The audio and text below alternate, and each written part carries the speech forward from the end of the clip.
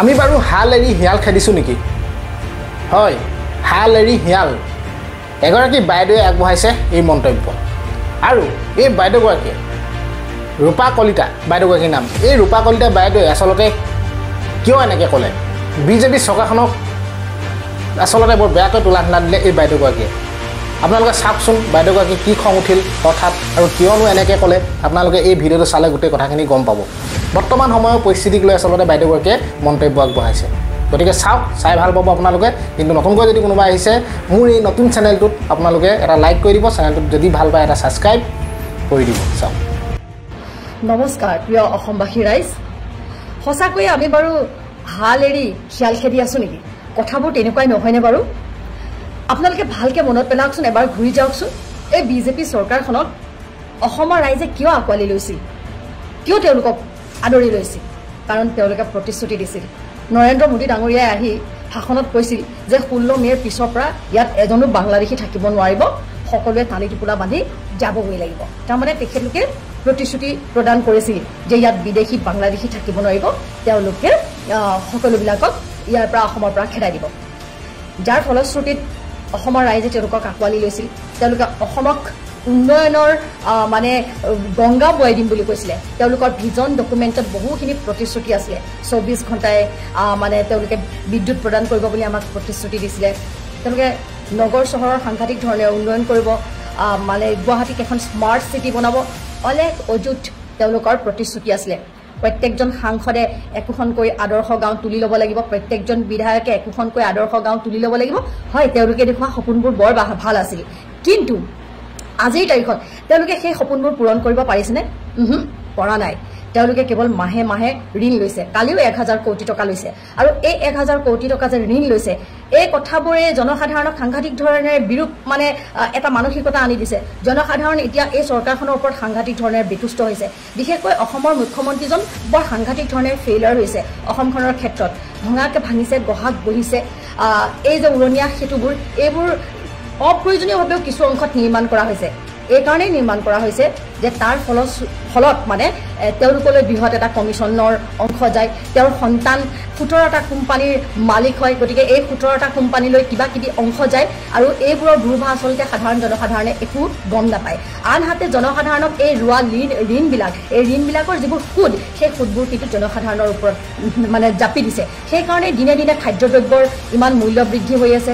আৰু তাৰ লগতে আমি দেখিছোঁ শিক্ষা ব্যৱস্থা একেবাৰে নিষেধ কৰি দিছে। বিত্তীয় অৱস্থাটো একেবাৰে বেয়া কাৰণেই তেওঁলোকে যি শৈক্ষিক মানে ব্যৱস্থাটোত যিমানবিলাক চাকৰি বাকৰি থাকিব লাগিছিলে, লাহে লাহে বুদ্ধি কৰি কৰি কৰি কৰি তেওঁলোকে কৰ্তন কৰি গৈ আছে। ঠিক সেইদৰে স্বাস্থ্য বিভাগৰ পৰাও যথেষ্ট সুবিধা কৰ্তন কৰা আমি লক্ষ্য কৰি আছোঁ। আৰু আপোনালোকে দেখিছে আজিৰ তাৰিখত মানে কেনেকুৱা ধৰণে জনসাধাৰণৰ ওপৰত স্মাৰ্ট মিটাৰ বহুৱাই জনসাধাৰণক লুণ্ঠন কৰিছে। আদানীৰ স্মাৰ্ট মিটাৰ বহুৱাইছে। তেওঁলোকে এনেই কোৱা নাই যে মোদী আদানী ভাই ভাই জনতাক লুটিপুটি খাই খাই। গতিকে কথাটো তেনেকুৱা ধৰণৰ। আজি তেওঁলোকৰ প্ৰতিশ্ৰুতি আছিলে, আজি তেওঁলোকৰ হাততে সমস্ত ক্ষমতা আছে, টকা পইচা আছে, গোটেই পুলিচ প্ৰশাসন আছে। তেনেস্থলত তেওঁলোকে যিবোৰ কাম কৰিব লাগিছিলে সেইবোৰ কাম নকৰি কংগ্ৰেছলৈ দুখ ঠেলি দি আজিৰ তাৰিখত হিন্দু মুছলিম সাম্প্ৰদায়িক সংঘৰ্ষ লগোৱাৰ যিবোৰ তেওঁলোকে মানে উগ্ৰ মন্তব্য এখন সদনৰ ভিতৰত প্ৰদান কৰি আছে, ই কিন্তু সঁচাকৈ দৃষ্টিকটু হৈছে। আৰু এটা কথা, আইন দুখীয়া মানুহৰ কাৰণেহে চাগৈ, আইন আমাৰ দৰে সাধাৰণ মানুহৰ কাৰণেহে চাগৈ। কাৰণ যদি সঁচাকৈয়ে আইন সকলোৰে ভাৱে থাকিলেহেঁতেন তেতিয়াহ'লে কিন্তু ইমান উগ্ৰ সাম্প্ৰদায়িক মন্তব্য মন্ত্ৰী, এজন মুখ্যমন্ত্ৰী তথা মন্ত্ৰীবিলাকে কিন্তু দিব নোৱাৰিলেহেঁতেন। আজি আইনৰ মাজতো বিভেদতা আছে কাৰণে আচলতে তেওঁলোকে অকণো কেৰেপ নকৰাকৈ সদনৰ ভিতৰত এনেকুৱা ধৰণৰ উগ্ৰ সাম্প্ৰদায়িক মন্তব্য দিব পাৰিছে। আৰু যদি সঁচাকৈয়ে ন্যায় মাটি দখল কৰিছে তেতিয়াহ'লে তেওঁলোকে উচ্ছেদ কৰক, তাত আমাৰ আপত্তি কৰিবলগীয়া একো কথা নাই, যদিহে চৰকাৰী মাটি অবৈধভাৱে দখল কৰিছে। কিন্তু যদি ন্যায়ে মাটি কিনিছে তাৰ বাবে দোষী কোন? তাৰ বাবে দোষী তেওঁলোকেইতো চৰকাৰত আছে। আজি যিবোৰ মণ্ডল অফিচ, যিবোৰ চাৰ্কুল অফিচ, সেই চাৰ্কুল অফিচবিলাকত কি সকলো মিয়া মানুহ বহি আছে নেকি? এই যে মাটিবোৰ যে তেওঁলোকে কিনিব পাৰিছে, কৰিব পাৰিছে, আৰু নিকিনিব কিয়? ইমান সাংঘাতিক ধৰণেৰে মিয়া মানুহবোৰ পৰিশ্ৰমী। তেওঁলোকে এদিনত 15,000 পৰা 2,000 টকা তেওঁলোকৰ ইনকাম হয়। তাৰ বিপৰীতে আমাৰ সন্তানবিলাকে, আমাৰ ল'ৰাবিলাকে কি কৰি আছে?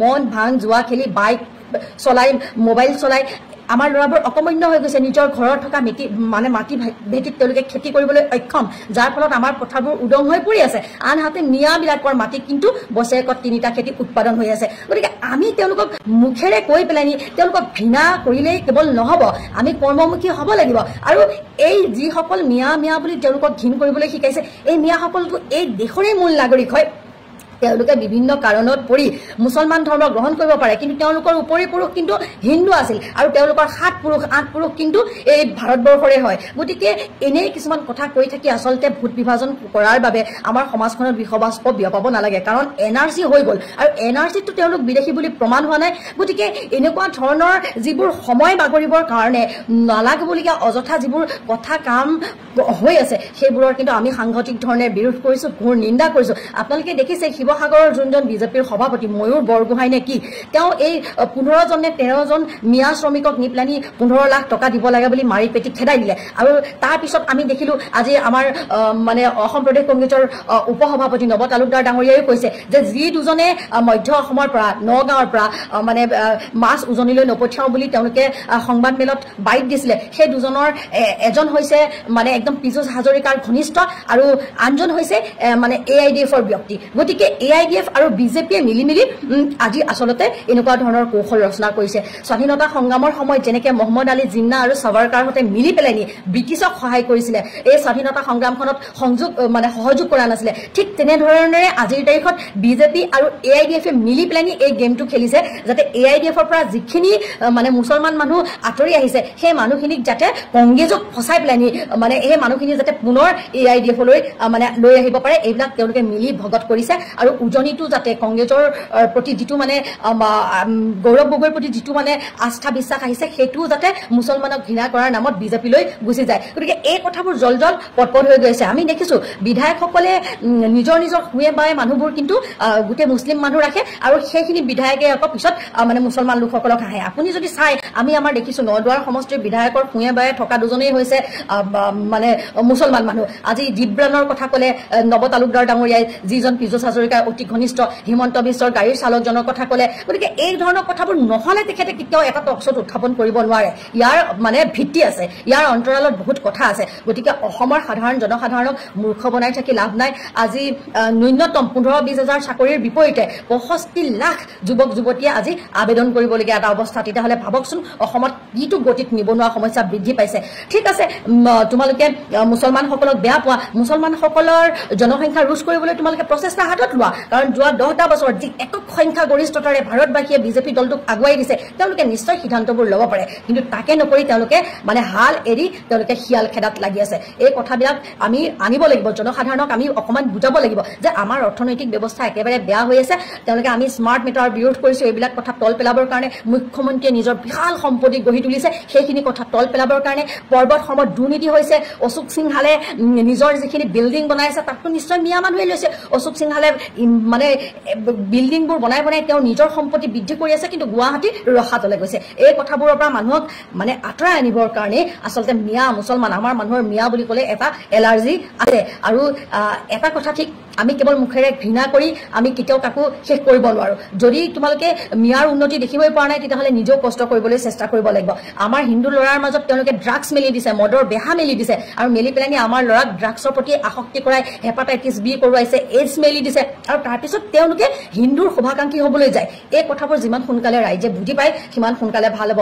আৰু ইমান এটা বেয়া পৰিৱেশ কাৰণে কথাবোৰ আচলতে আমি ক'বলৈ বাধ্য হৈছো সেইকাৰণে আচলতে মই মোৰ ভিডিঅ'ৰ যোগেদি আপোনালোকৰ মাজলৈ এই বক্তব্যবোৰ আগবঢ়াই দিছো বহুত কথা থাকে তথাপিতো মূলগত কথাকেইটা আপোনালোকক কৈ অন্তত অলপ হ'লেও বুজাবলৈ চেষ্টা কৰোঁ আপোনালোকে নিশ্চয় বুজিব বুলি আশা ৰাখিছো ধন্যবাদ